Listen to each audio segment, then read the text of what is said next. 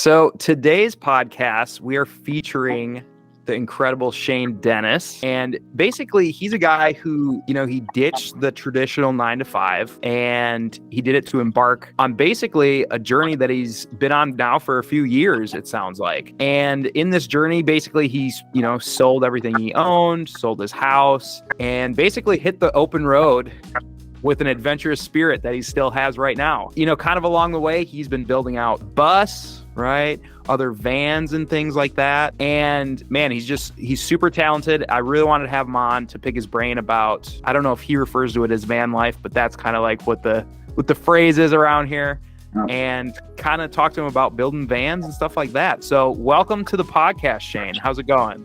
Dude, thanks for having me on, man. I'm doing good. How you doing? I'm doing good. And it looks like you have some sun, especially compared to me. He's out in Arizona right now, I think. I've been getting fried, dude. Like the back of my legs from standing on the ladder and like the back of my neck, I'm burnt. I love it, dude. I love it, man.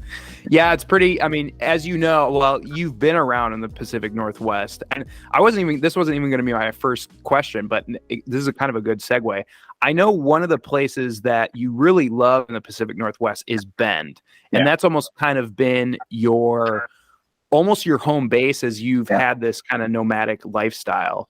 So what is it about Bend, I guess? Bend is just like one of those places where I honestly feel at home. I feel like my own hometown. I landed there during the first lockdown in 2020, and Bend was still kind of open and still running. And I saw all the Sprinter vans there. Like you see a Sprinter van every couple miles, and bells were going off. I'm like, wow, I can start a business here and make some money. So that was like the initial thing with Bend. And then after living there, I started discovering the trails and everything, and like how amazing Bend is, like with everything going on over there. Yeah. So at first it started as, oh, this is a good business op, and now it's almost like I also love being here. It's got a lot of access. Yeah, because I grew up in a family business. My family sells hot tubs. So my mind is kind of wired for all of that, and I'm always thinking up things. And once I landed in Bend, I was like, I don't even need to build out vans anymore. I can just start a service, and people can just bring me their vans, and I can put in heaters, I can fix things, and just that way. So there's plenty of work. It's never ending in Bend. Interesting. So when you go there, you're getting pretty good work then, you just suddenly just go there. How do you get that work? Is that primarily through Instagram like we were talking before, or? I've got a few jobs lined up in Bend in the next couple of weeks, so I'll be going back there. I've got a shuttle bus to build out, and then I think I'm doing a Sprinter van as well. It's just they just come. It's so easy. I don't have to advertise or anything. Yeah, dude, that's awesome. It's probably some of the word of mouth.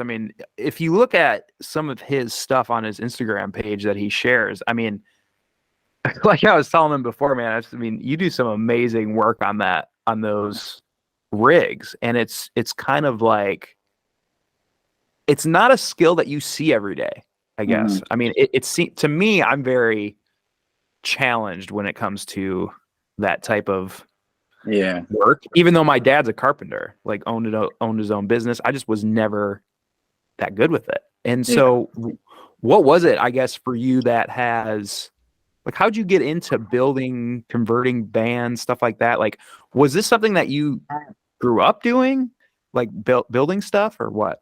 No, I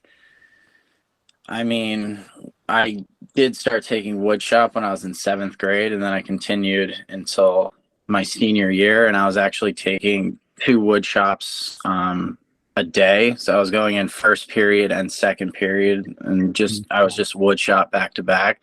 So I've always been into woodworking, but I didn't even know vans existed until like 2017, 2016. Wow. And I knew about tiny homes and things like that, and I always had a plan to build a tiny home. But once I saw the vans, I was just like, this is it, man. And that's when like my plan started. I was originally going to get a school bus and then a van. And I did my own build out on the van, my first Sprinter van that I ever bought. And I started traveling in it. And I didn't even know like it was a thing. Like I could be a van builder. I thought I was just going to go travel for a year. And so backtrack, I bought a house pretty young. I bought a house at 25.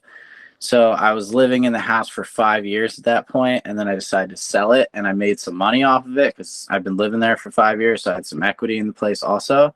So I had a bunch of money. I bought a van. I came up with this plan to go travel the country for a year. So that's originally what I was going to do, just build a van and go travel and see where life takes me. And then I ended up in Bend. I love it.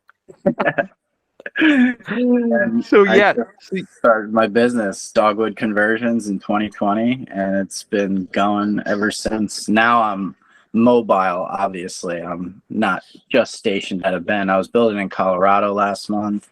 Now I'm in Arizona. Now I'll be back in Bend. Yeah. so cool.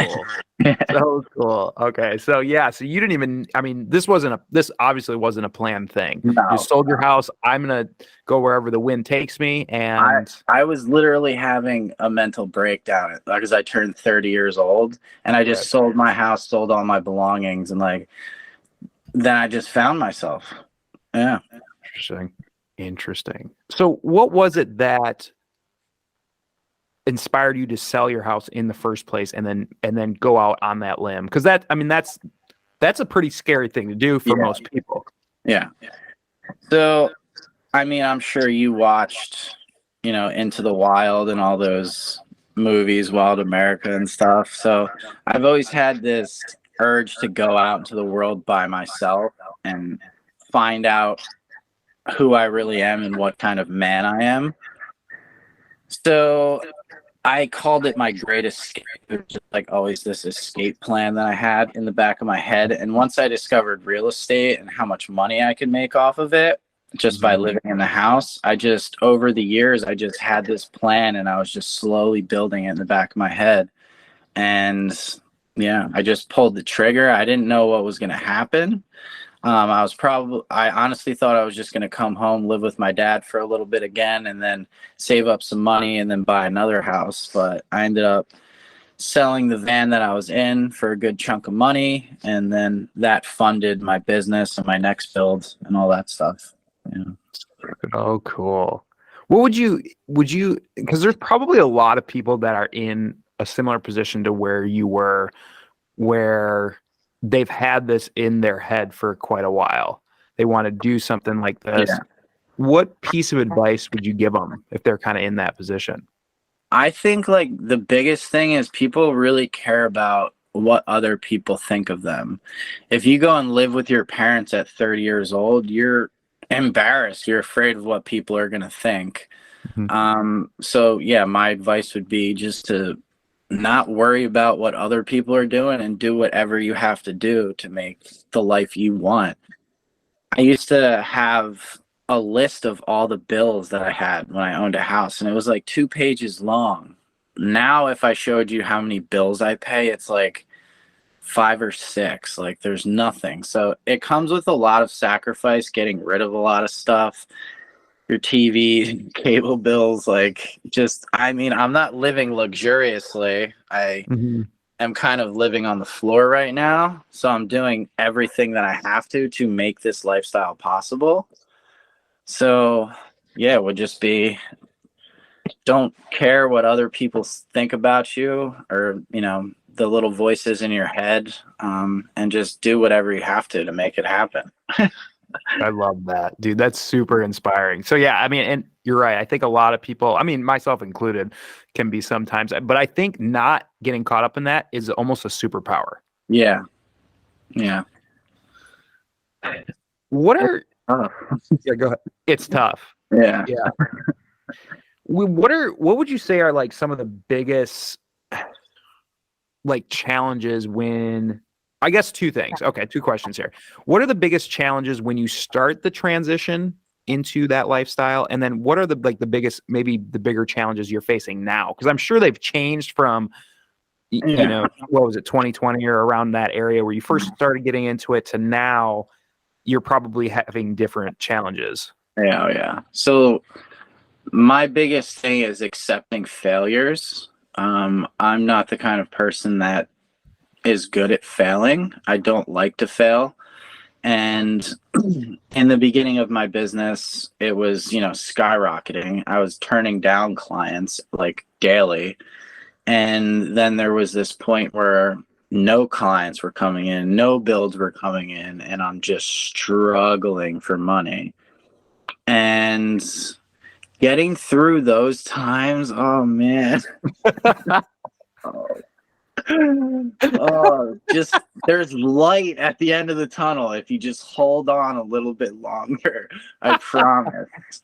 But yeah, those were the biggest challenges, is just like accepting failure and knowing that it's going to happen and things aren't going to work out the way that you want them to. And like I'm painting my school bus right now, and I'm telling people it's going to take me 3 days. That was like 9 days ago, and it's really stressing me out. But I'm learning as I'm going, and I'm just accepting the flow. I'm originally from the East Coast, so we're super fast paced, and just slowing down and learning something new is super challenging. Yeah. While you're trying to make money also and support yourself. Dude, Go ahead, yes, I 100% understand that. because you could just go get the 9 to 5 and join the other people, but going after it and like really diving into it, and it's tough. Yeah. We were talking about it before, just that there's seasons. And like Yeah. there actually is definitely seasons, like when it comes to van building too, right? As he was saying. But and there's so you have those seasons, but then you also just have seasons as an entrepreneur or someone that's self-employed when you're trying to build the pipeline to get more clients. Then it dries up. Then sometimes you have too many, and then you have to turn them down, and it's like this balancing act, right? Yeah. And yeah, and then you're trying to learn something new, and it almost feels like you're taking time away from other things that could be making you money because you have to learn something new Yep. or whatever.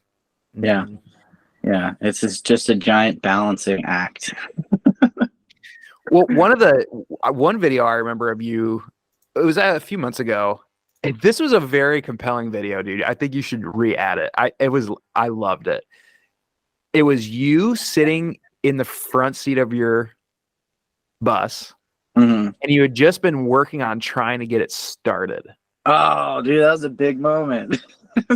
And he recorded it, dude. It was so powerful. Yeah. He's sitting there, he puts his phone up there, and he's like, I don't even know if you said anything or not, but you just like take a big breath. Yeah. And you're like, turn the key, and it starts, and you can just see over your face. It was just like this feeling of relief of, oh my gosh, I can actually get out of here. Yeah. Can you tell us a little bit about that? Yeah, I was literally stuck in the middle of the forest. It was going to cost me hundreds of dollars to get somebody to go out there, like a wrecker, to pull me out. I was so off road. And there was snow also. And basically fixing this bus was up to me because it was like Thanksgiving also. And I had to be out of the forest within like 7 days. So I had like that pressure on top of me because they were going to close the gate, the entrance gate, and they would have fined me probably. And yeah, I would have had to pay for a massive tow. And I didn't have the money to pay for that. So talking to mechanics on the phone, trying to figure this thing out. And what had happened was I was sleeping in the vehicle. So I was using a Mr. Buddy heater, which is a propane powered heater, and that puts moisture in the air. So it was like below zero a few nights. So my windshield was freezing, And when it would thaw out, all the water would come down the windshield and drip onto the electronics. And it dripped onto like this throttle sensor on the bottom of my pedal. So it wasn't getting any gas or anything. And like nobody could figure it out unless they came out there Right. and, plugged into it or tested the thing. And so I was like, okay, I think it's this. Let me go buy this part. Well, the part was $500. So if it didn't work, I was literally out $500. So it's like that moment on the camera, it was just like so much like pressure and like, okay, if this I could have just wasted $500 on this also. So it was pretty heavy. It ended up working though. So Oh my gosh. So you had all this pressure to get out of the gate was closing. You was going to face a tow. You bought this part and then I'm so glad that you recorded it. yeah. Not to mention I'm living in the bus in the snow. So it's like not insulated or anything. So it's really cold. I'm getting sick. Like it was not fun. Yeah, absolutely. Absolutely. Wow. Well, I'm glad that worked out for you. I'm glad you got it on video too, because I think that was really compelling. That was a great video. Well, one thing I've always been interested in is how people that are kind of living this lifestyle, how do you balance the desire of adventure, right? Which you're kind of on almost every day type of thing. I'm sure some of it gets routine though. I mean, same as like a through hike and things. Yeah. How do you balance that though with like the need of like stability and like a sense of home? Yeah. So a lot of people in this lifestyle burn out after like 6 months to a year, it's usually. And it's because they want to do so much and they're always on the go. They're all like, they've seen half the country within 6 months. It's crazy. I haven't even been to Washington yet. So the way I do it is I stay in places for longer periods and I get to know the towns. I buy locally and really just take my time in places rather than I'm going to go to Arizona for 2 days and then I'm going to shoot to California, because that will take its toll on you, especially with routine. You get out of like your normal routines and all that stuff, and the routine on the road is the hardest thing to keep. Mm-hmm. So once you're just sitting in a place and you're going to be here for 14 days maybe at a time, your normal routines and just like staying sane and your normal practices of life don't get messed up by being on the road, or you show up to a campsite and it's full, or you can't find a campsite somewhere. Like it's nice to just go to an area, be like, okay, this looks really good, I'm going to stay here for a little bit, and then just taking your time and know that this country is huge and you can see everything. Like you don't have to see everything right away. Right on. I love it. So take your time, get to know a place a little bit. You kind of get some connections there. Yeah. That's one of the things I love about through hiking is that's how I like to explore places now, is you get a different feeling for them when you've walked through them and then you're visiting towns and things. But you're even taking it to another level because you're actually staying in these towns then for like several weeks, maybe months at a time. It does make me feel better also when I'm buying locally and shopping. I'm not just passing through and using up their free public lands. Right. So yeah. On that topic of public lands, I actually just interviewed a guy. He works for the Wyoming Wildlife Federation, obviously in Wyoming, but they do a lot of public land restoration and stuff like that for habitat and things. I've always been interested in public lands. It's something I always try to donate to every year, so I think it's super important. How have public lands? How have they really? Because I mean, that's where you're camping on most. I mean, you're probably on public land right now, right? I mean, how have they changed your life, I guess? Like, I'm sure they've been a positive impact for you. They've helped you get to where you want to be. Yes and no. It's also shown me what freedom is, but it's also shown me when you give freedom to certain people and what they do with it, like trash the land and all that stuff. I've seen like really bad stuff, people just dumping their septics wherever, and like just taking, I'm sure you see it on trails all the time, people just like human feces everywhere, just garbage everywhere. If you're familiar with Bend, this place called China Hat Road, Yep. it's kind of taken over by the homeless population during COVID. That's where everyone was telling them to go. They're like, yeah, go to China Hat because it's, out of sight, out of mind type of thing. But if you go over there and you see the amount of garbage and trash, I had one scene in my YouTube video. It's just massive piles of cigarette butts, jugs of piss everywhere. It's just completely destroyed. So every time I do stay on them, I try to clean up and be a good example as, best I can.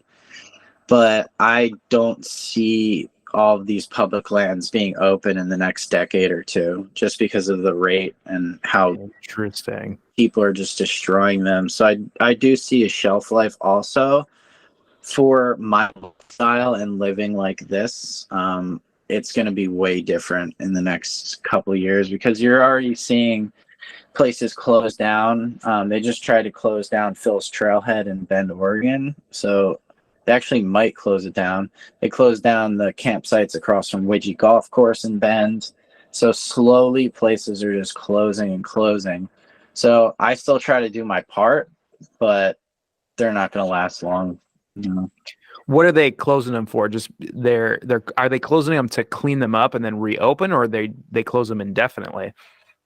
I think they're going to close, like the place at Widgie Golf Course, that's been closed for like 2 years now. And you drive past and there's signs still up that they're trying to restore the forest and everything. It still looks the same.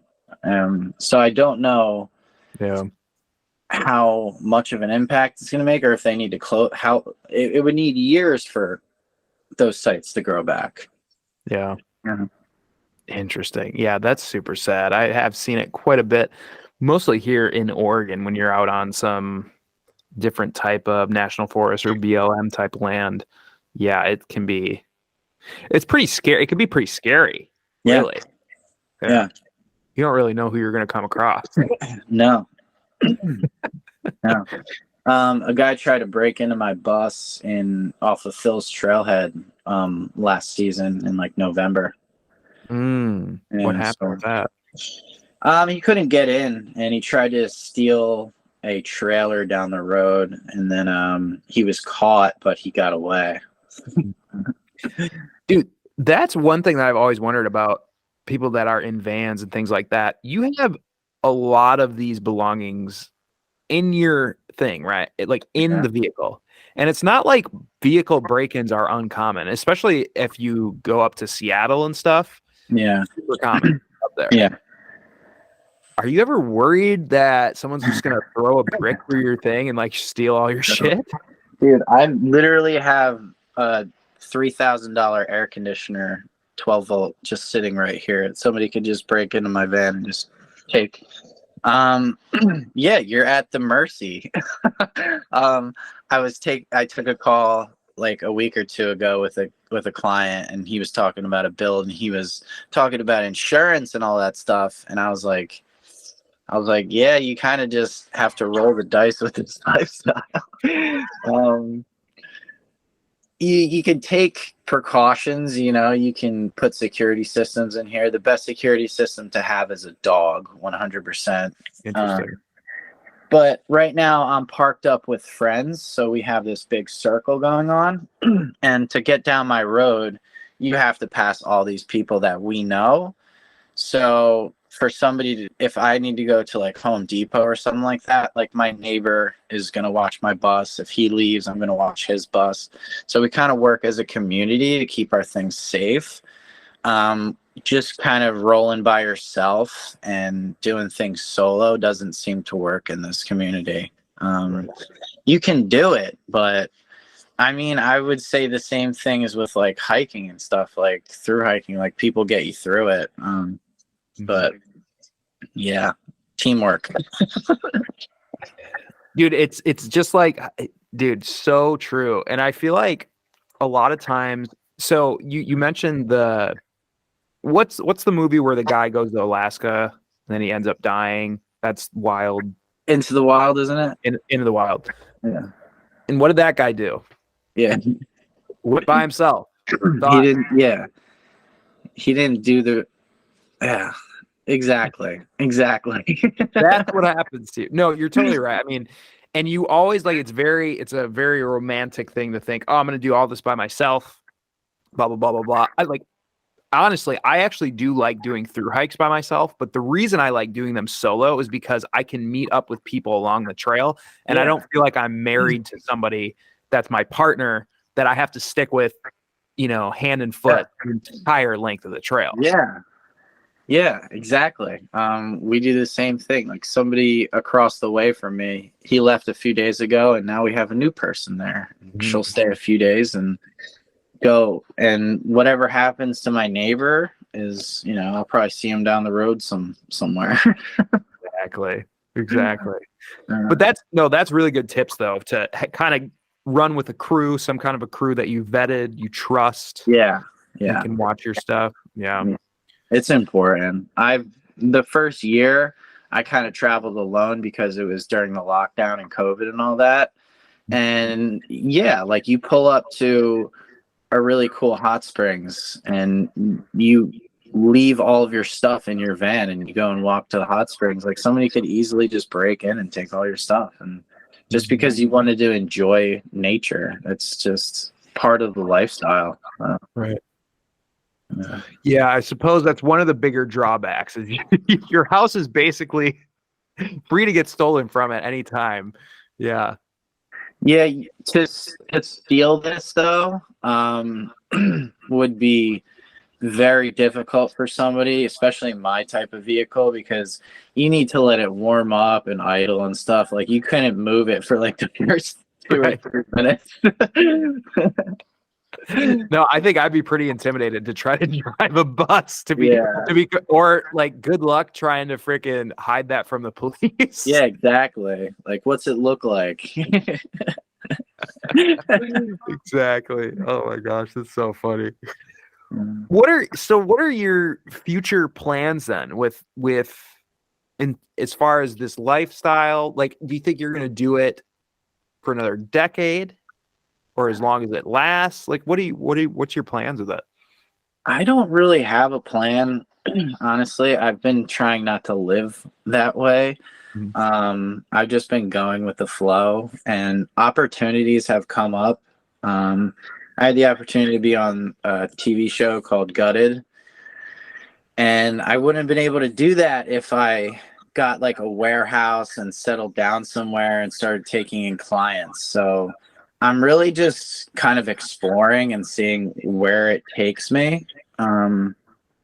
There's this guy, I don't know if you follow him. His name's like Jacob Witzling or something.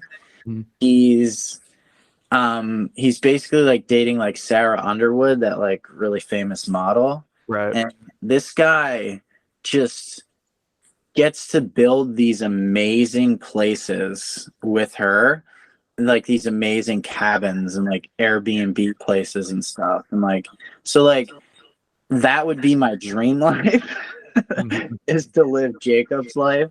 But to get there, it's just like I got to put in the time and work and learn the skills and all that. So I would love to build like places like they're building, like Airbnb places, and then rent them out potentially. But like, who knows where this lifestyle will take me? I really don't have a plan, to tell you the truth.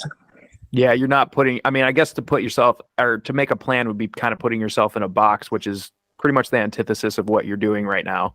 Yeah. Right. Yeah. Yeah. You mentioned tiny houses at one point. Remember, tiny houses used to be all the rage Oh prior yeah. to like van life, right? Like I was super into them too. I was like, Yeah. oh, dude, I want to do this. I want to do that. Do you see those being integrated more into society in the future? Or I always ran into the zoning stuff, right? Yeah. So there's like so many restrictions on towns and stuff in certain places that like you can't even have a tiny house on your property in some places. So like places like Oregon and stuff, they can, Washington. So I see that movement becoming bigger and bigger, especially with younger kids, because affording a home is just impossible. But building a to $60,000 tiny home that's amazing and sits on wheels and you can take it wherever you want. Their parents are like it just looks more appealing. So I'm seeing it more with younger people like in their 20s and stuff, like living in tiny homes, and their dad helps them build it or like helps them finance or whatever it is. Right. And so I see more things like that. But I also was just in Taos a few weeks ago, and I was looking at the earth ships out there, like going around and looking at those. And those, it looks like an entire village that's being built out with earth ships. I don't know if you're familiar with those. No.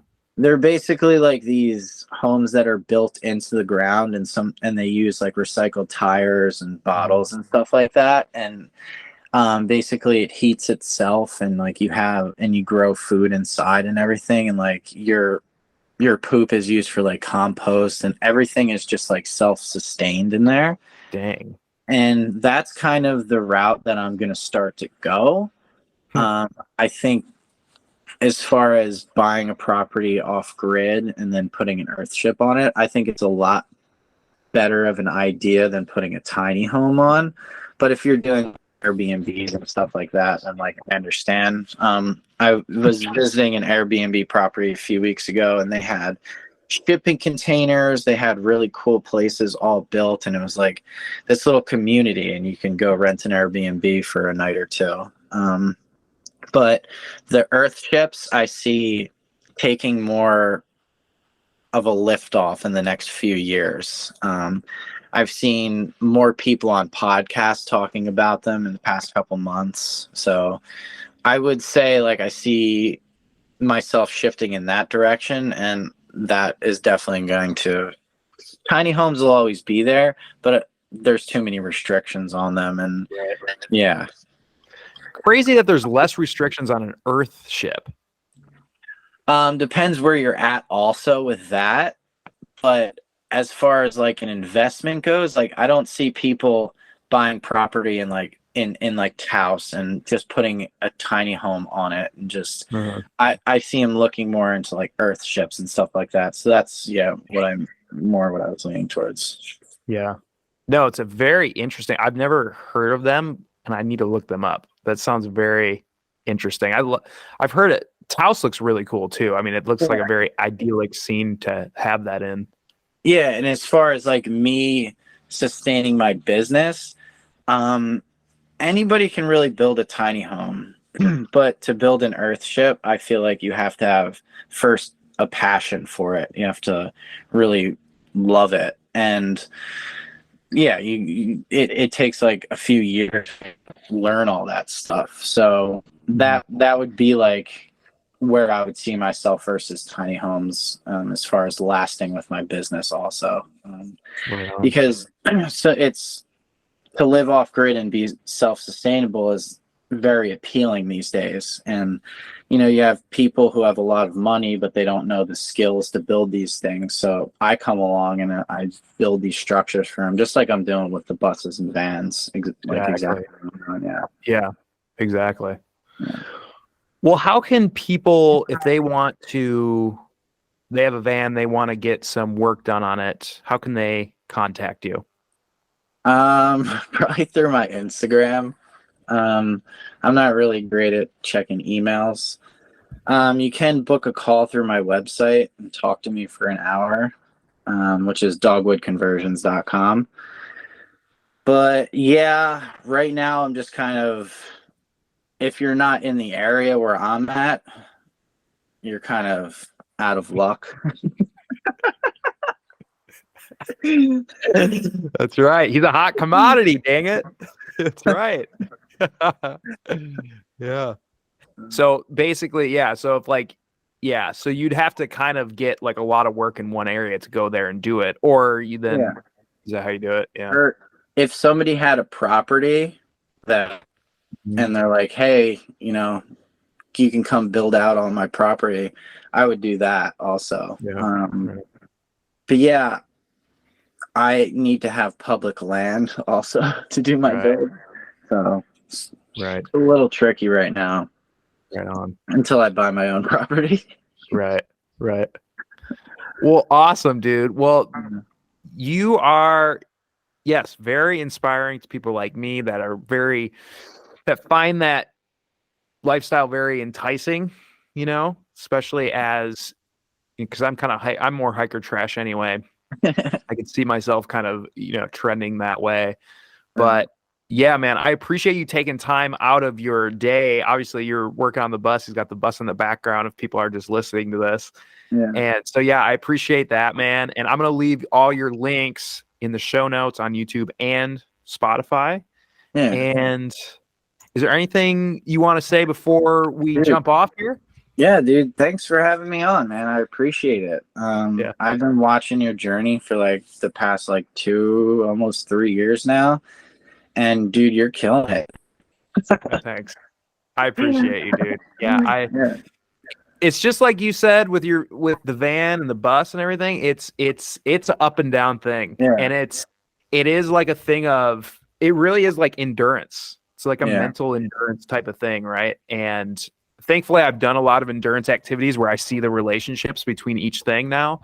And now I'm kind of in that endurance relationship with my entrepreneur world after quitting 9 to 5. So yeah, no, I appreciate that, man. It would mean so much to me if you're on Spotify, if you could go ahead and give a 5-star rating to the podcast and then hit the follow button. And if you're on YouTube, go ahead and subscribe and then also like the video.